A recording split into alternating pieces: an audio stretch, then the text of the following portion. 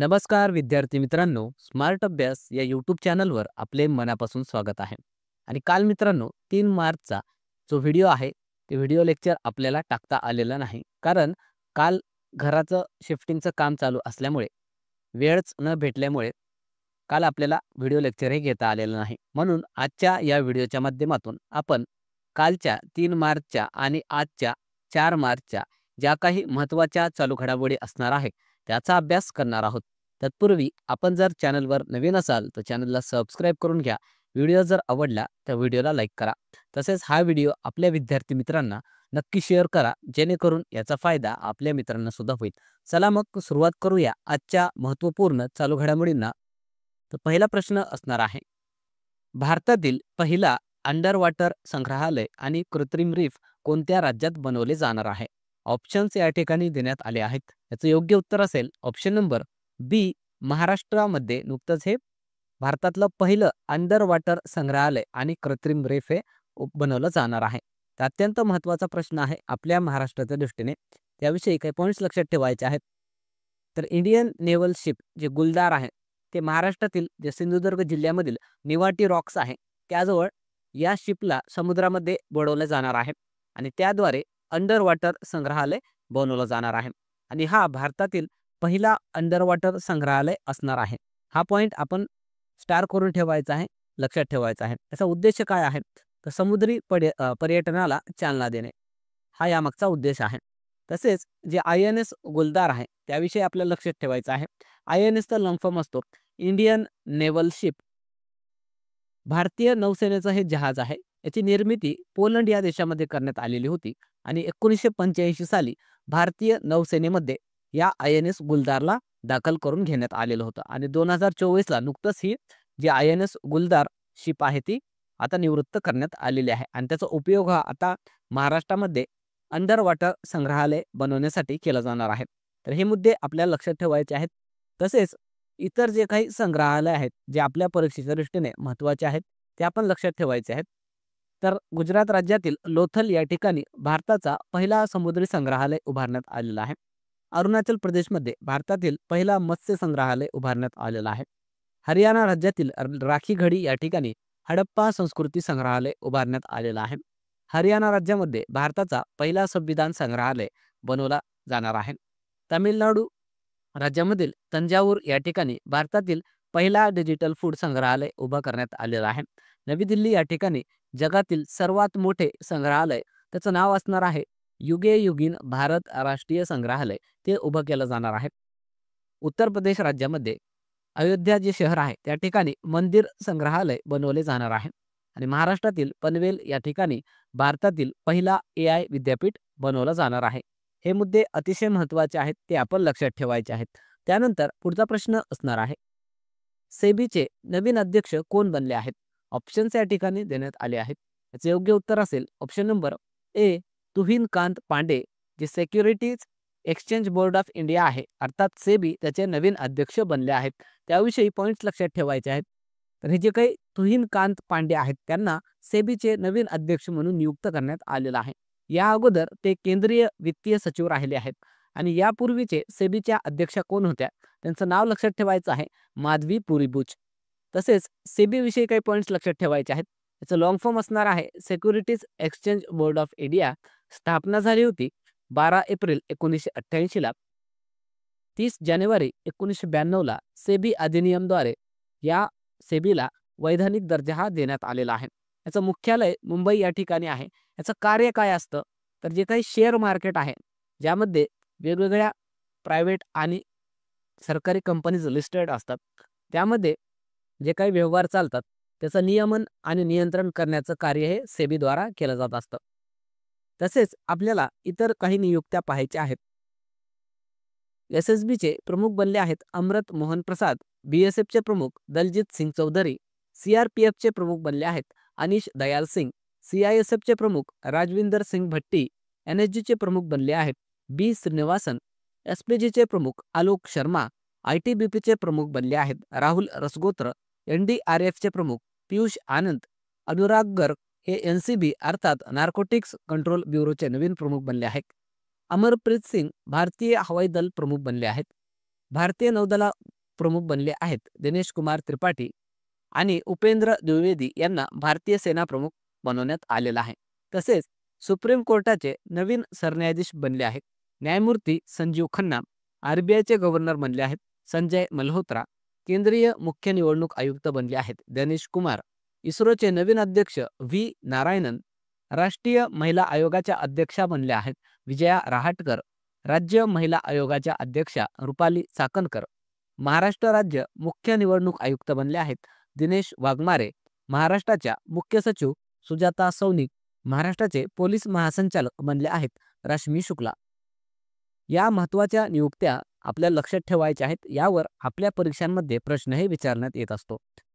त्यानंतर पुढचा प्रश्न बघण्या अगोदर व्हिडिओ कसा वाटला ते कॉमेंट बॉक्समध्ये सांगायचं आहे. चॅनलवर नवीन असाल तर चॅनलला सबस्क्राईब करून घ्यायचं आहे. तसेच हा व्हिडिओ आपल्या विद्यार्थी मित्रांना नक्की शेअर करा जेणेकरून याचा फायदा आपल्या मित्रांना सुद्धा होईल. चला मग पुढचा प्रश्न आपण बघणार आहोत. नुकतेच सिनियर राष्ट्रीय पुरुष कबड्डी चॅम्पियनशिप कोणी जिंकली? ऑप्शन्स या ठिकाणी देण्यात आले आहेत. याचे योग्य उत्तर असेल ऑप्शन नंबर बी. सर्व्हिसेसने नुकतंच सिनियर राष्ट्रीय पुरुष कबड्डी चॅम्पियनशिप जिंकली आहे. त्याविषयी पॉईंट्स लक्षात ठेवायचे आहे. तर नुकतंच ही जे काही सिनियर राष्ट्रीय पुरुष कबड्डी चॅम्पियनशिप झालेली आहे त्याचं हे 71व्या क्रमांकाचं एडिशन होतं आणि ही स्पर्धा ओडिशा राज्यातील कटक या ठिकाणी आयोजित करण्यात आलेली होती. विजेता ठरलेला आहे सर्व्हिसेस, उपविजेता रेल्वे आणि याचा कालावधी होता 20 ते 23 फेब्रुवारी. तसेच इतर काही कबड्डी विषयी पॉईंट्स लक्षात ठेवायचे आहेत. तर नुकतंच जे प्रो कबड्डी लीग 2024 ची झालेली आहे त्याचा विजेता ठरला आहे हरियाणा स्टीलर्स हा संघ. कबड्डी विश्वकप 2025 इंग्लंड या देशामध्ये होणार आहे. महिला कबड्डी विश्वकप 2025 भारतातील बिहार या राज्यामध्ये पार पडणार आहे. कबड्डी खेळामध्ये एकूण 12 खेळाडू असतात हे आपल्याला लक्षात ठेवायचं आहे. तसेच बांगलादेश या देशाचा राष्ट्रीय खेळ आहे कबड्डी आणि भारताचा राष्ट्रीय खेळ आहे हॉकी. त्यानंतर पुढचा प्रश्न असणार आहे. नुकतेच डेझर्ट हंट सैन्य अभ्यास चे आयोजन कुठे करण्यात आले होते? ऑप्शन्स या ठिकाणी देण्यात आले आहेत. त्याचे योग्य उत्तर असेल ऑप्शन नंबर सी. राजस्थानमधील जोधपूर या ठिकाणी हे डेझर्ट हंट नावाचा सैन्य अभ्यास पार पडलेला आहे. त्यासोबतच आपल्याला इतर जे महत्त्वाचे सैन्य अभ्यास 2025 मध्ये पार पडले आहेत ते लक्षात ठेवायचे आहेत. तर डेव्हिल स्ट्राईक नावाचा सैन्य अभ्यास भारतीय सेना व भारतीय वायुसेनेदरम्यान पार पडलेला आहे. एकोवेरिन सैन्य अभ्यास भारत आणि मालदीव या दोन देशांदरम्यान झालेला आहे. मालदीव या देशामध्ये. सायक्लॉन सैन्य अभ्यास भारत आणि इजिप्त या दोन देशांदरम्यान झालेला आहे राजस्थानमध्ये. विंग्ड रायडर्स म्हणून सैन्य अभ्यास पार पडलेला आहे भारतीय सेना व भारतीय वायुसेनेचा. ला पेरोस सैन्य अभ्यास हा एक बहुपक्षीय सैन्य अभ्यास होता जे की फ्रान्स या देशामध्ये पार पडलेला आहे. कोमोडो नावाचा सैन्य अभ्यास हा सुद्धा बहुपक्षीय सैन्य अभ्यास होता आणि इंडोनेशिया या देशामध्ये हे पार पडलेला आहे. ट्रॉपेक्स 25 हा सैन्य अभ्यास भारतीय सेना, भारतीय वायुसेना तसेच भारतीय तटरक्षक दल यांच्या दरम्यान पार पडलेला आहे. याचं ठिकाण होतं हिंद महासागर. हे महत्त्वाचे सैन्य अभ्यास आपण लक्षात ठेवायचे आहेत. त्यानंतर पुढचा प्रश्न असणार आहे. बॅडमिंटन एशिया मिक्स्ड चॅम्पियनशिप 2025 चा विजेता कोणता देश ठरला आहे? ऑप्शन्स या ठिकाणी देण्यात आले आहेत. त्याचे योग्य उत्तर असेल ऑप्शन नंबर सी. इंडोनेशिया हा देश या स्पर्धेचा विजेता ठरला आहे. त्याविषयी काही पॉईंट्स लक्षात ठेवायचे आहेत. तर ही जी काही स्पर्धा पार पडलेली आहे बॅडमिंटन विषयी त्याचं हे 4थ्या क्रमांकाचं एडिशन होतं. त्याचं ठिकाण होतं चीन या देशामधील किंगदाओ. विजेता ठरला आहे इंडोनेशिया आणि उपविजेता चीन हा देश ठरला आहे. तसेच याचे मागील काही विजेता लक्षात ठेवायचे आहेत. तर 2017ला विजेता ठरला होता जपान. 2019 आणि 2023ला चीन हा देश विजेता ठरला होता आणि 2025ला आता इंडोनेशिया हा देश या स्पर्धेचा विजेता ठरलेला आहे. तसेच अजून एक स्पर्धा पार पडलेली आहे इंडिया ओपन बॅडमिंटन स्पर्धा 2025 ची. ते सुद्धा आपल्याला लक्षात ठेवायचं आहे. याचं एडिशन होतं 22व्या क्रमांकाचं. ठिकाण होतं नवी दिल्ली या ठिकाणी. कालावधी होतं 14 ते 19 फेब्रुवारी. यामध्ये पुरुष विजेता ठरला आहे डेन्मार्क या देशाचा व्हिक्टर ॲलेक्सन आणि महिला विजेता ठरली आहे दक्षिण कोरियाची आनसे यंग. त्यानंतर पुढचा प्रश्न असणार आहे. नुकतेच प्रकाशित पुस्तक life on Mars collected stories चे लेखक कोण आहेत? ऑप्शन्स या ठिकाणी देण्यात आले आहेत. याचं योग्य उत्तर असेल option number A. Namita Gokhale या पुस्तकाच्या या लेखिका आहेत. त्याविषयी काही पॉईंट्स लक्षात ठेवायचे आहेत. तर नमिता गोखले या उत्तर प्रदेशच्या लेखिका आहेत आणि त्यांनी नुकतंच हे पुस्तक लिहिलं आहे, life on Mars collected stories. यापूर्वी त्यांना थिंग्स टू लिव्ह बिहाइंड या पुस्तकासाठी साहित्य अकादमी पुरस्कार सुद्धा मिळाला आहे. हे मुद्दे आपल्याला लक्षात ठेवायचे आहेत. तसेच इतर काही महत्त्वाचे पुस्तक आणि त्याचे लेखक लक्षात ठेवायचे आहेत, जे आपल्या परीक्षेच्या दृष्टीने महत्त्वाचे आहेत. तर दीपा मलिक यांनी त्यांची एक बायोग्राफी आलेली आहे, bring it on, the incredible story of my life. Syed Kirmani यांची ऑटोबायोग्राफी आली आहे, स्टम्प्ड या नावाने. Amitabh Kant, how India scaled MT-G20. Sanghamitra Chakraborty यांनी पुस्तक लिहिलं आहे, Sumitra Chatterjee and his world. Rajesh Talwar यांचं पुस्तक आलेलं आहे, द महात्माज मॅनिफेस्टो. विजया रहाटकर, ज्या की राष्ट्रीय महिला आयोगाच्या अध्यक्ष आहेत, त्यांनी एक पुस्तक प्रकाशित केलं आहे. त्याचं नाव आहे कर्मयोगिनी वीरांगना. आणि जे भारताचे परराष्ट्र मंत्री आहेत एस जयशंकर, त्यांनी एक पुस्तक लिहिलं आहे, व्हाय भारत मॅटर्स. हे अतिशय महत्त्वाचे पुस्तक आहेत आणि लेखक आहेत, जे आपल्या परीक्षेमध्ये प्रश्न हा विचारला जाऊ शकतो. त्यानंतर पुढचा प्रश्न असणार आहे, नुकतेच विश्व नागरिक सुरक्षा दिवस कधी साजरा करण्यात आला? ऑप्शन्स या ठिकाणी देण्यात आले आहेत. त्याचे योग्य उत्तर असेल ऑप्शन नंबर ए, 1 मार्चला विश्व नागरिक सुरक्षा दिवस साजरा करण्यात आला आहे.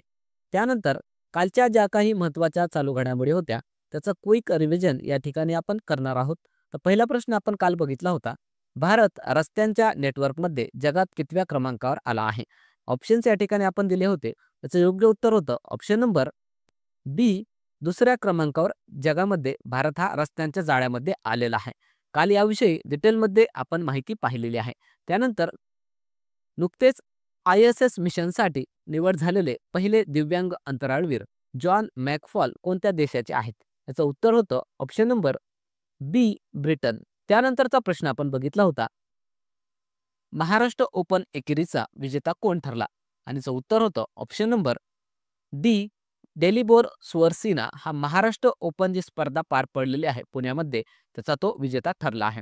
त्यानंतरचा प्रश्न आपण बघितला होता, नुकतेच रिझर्व्ह बँक ऑफ इंडियाने कोणते ॲप लॉन्च केले? याचं उत्तर होतं option number C, RBI data. त्यानंतरचा प्रश्न होता, नुकतेच AI मॉडेल मॅग्मा कोणी लॉन्च केले? याचं उत्तर होतं ऑप्शन नंबर सी, मायक्रोसॉफ्ट कंपनीकडून हे मॅग्मा नावाचं AI मॉडेल लॉन्च करण्यात आलेलं आहे. त्यानंतरचा प्रश्न आपण बघितला होता, नुकतेच ग्लोबल इन्व्हेस्टर्स समिटचे आयोजन कोठे करण्यात आले होते? आणि याचं उत्तर होतं ऑप्शन नंबर ए, मध्य प्रदेशची राजधानी भोपाळ या ठिकाणी या समिटचं आयोजन हे करण्यात आलेलं होतं. त्यानंतरचा प्रश्न होता, नुकतेच हेरात फेस्टिवल कोणत्या राज्यात साजरा करण्यात आला? आणि याचं उत्तर होतं ऑप्शन नंबर बी, जम्मू काश्मीर या राज्यामध्ये. हे जे काही काश्मीरी पंडित लोक असतात, त्यांचा हे हेरात नावाचं फेस्टिवल असतं, ते नुकतंच साजरा करण्यात आलेलं आहे. याविषयी आपण डिटेलमध्ये माहितीही पाहिलेली आहे. त्यानंतर काल आपण होमवर्क क्वेश्चन दिला होता. तो होमवर्क क्वेश्चन असा होता की भारतातील पहिले संविधान संग्रहालय कोठे उभारण्यात आले आहे? याचं उत्तर हे बऱ्याचशा विद्यार्थ्यांनी कॉमेंट बॉक्समध्ये दिलेलं आहे. त्यांचं खरंच मनापासून अभिनंदन. यावरून दिसून येत आहे की विद्यार्थी चालू घडामोडींचा अभ्यास किती चांगल्या प्रकारे डिटेलमध्ये करत आहेत. याचा फायदा हा तुम्हाला येणाऱ्या परीक्षांमध्ये हमखास दिसून येणार आहे. ज्या विद्यार्थ्यांनी याचं उत्तर हे दिलेलं नाही, त्यांच्यासाठी उत्तर आपण सांगणार आहोत. याचं उत्तर असेल ऑप्शन नंबर सी, हरियाणा या राज्यामध्ये भारतातील पहिला संविधान संग्रहालय उभारण्यात आलेला आहे. त्यानंतर आजचा होमवर्क क्वेश्चन असेल की नुकतेच किती खेळाडूंना मेजर ध्यानचंद खेलरत्न पुरस्कार देऊन सन्मानित करण्यात आले आहे? ऑप्शन्स या ठिकाणी आपण दिले आहेत. अतिशय सोपा प्रश्न आहे. बघूया किती विद्यार्थ्यांना या प्रश्नाचं उत्तर हे माहिती आहे. चला मग थांबूया या ठिकाणी. व्हिडिओ जर आवडला तर व्हिडिओला लाईक करायचं आहे. चॅनलवर नवीन असाल तर चॅनलला सबस्क्राईब करून घ्या. तसेच लेक्चरच्या मोफत नोटसाठी आपलं जे टेलिग्राम चॅनल आहे स्मार्ट अभ्यास, त्याला जॉईन व्हा. तसेच स्मार्ट अभ्यास या नावाने जे इंस्टाग्राम आणि व्हॉट्सअप चॅनल आहे, त्याला सुद्धा जॉईन करून घ्या. कारण त्या ठिकाणी विद्यार्थ्यांसाठी चालू घडामोडीच्या ऑनलाईन टेस्ट आपण घेत असतो. थांबूया मग, पुन्हा भेटूया एका नवीन व्हिडिओसह. तोपर्यंत धन्यवाद.